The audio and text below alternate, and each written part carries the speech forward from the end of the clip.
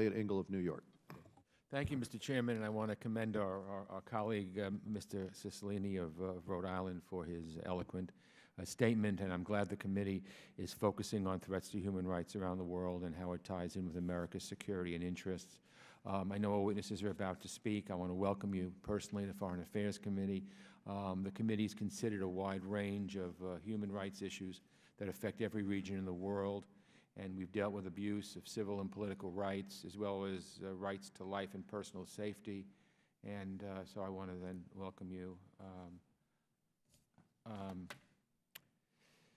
We've seen a troubling trend in recent years, according to Freedom House, with the 10th consecutive year of declining freedom around the world, and 72 countries were on a downward trajectory last year versus just 43 that made gains when it comes to human rights. And, you know, I'm told that the Oversight and Government Reform Committee, as we speak, is holding a hearing about legislation that we believe would permit discrimination against LGBT Americans. So it's just always a fight.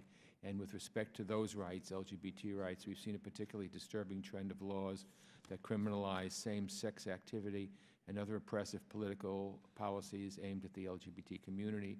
We see this in places like Russia, Brunei, and Uganda. And when you see LGBT rights under assault, it's a pretty good predictor that governments are cracking down on human rights and civil society more generally. Nowhere have we seen more horrific treatment of LGBT persons than in areas controlled by ISIS. Gay men have been publicly executed in just horrific ways. And when we see these kinds of abuses, we have an obligation to act. Basic rights and human dignity are at the core of American values. No person should endure violence or discrimination just because of where they live, how they worship, or who they love. And beyond the moral imperative of advancing human rights, we have a security interest in these issues. It's been a month today since the shooting at the Pulse nightclub in Orlando. This was an ISIS-inspired hate crime, and when messages of hatred and bigotry are allowed to thrive, it creates a risk to us right here at home. So I'm glad, and I commend the chairman, that the committee is taking up this issue. I'm grateful to our witnesses, and I look forward to their testimony. And again, I want to thank Mr.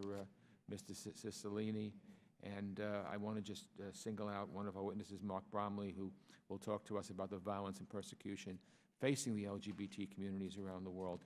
I thank all our four distinguished witnesses, and I yield back the balance of my time. Well, I thank you, Mr. Engel.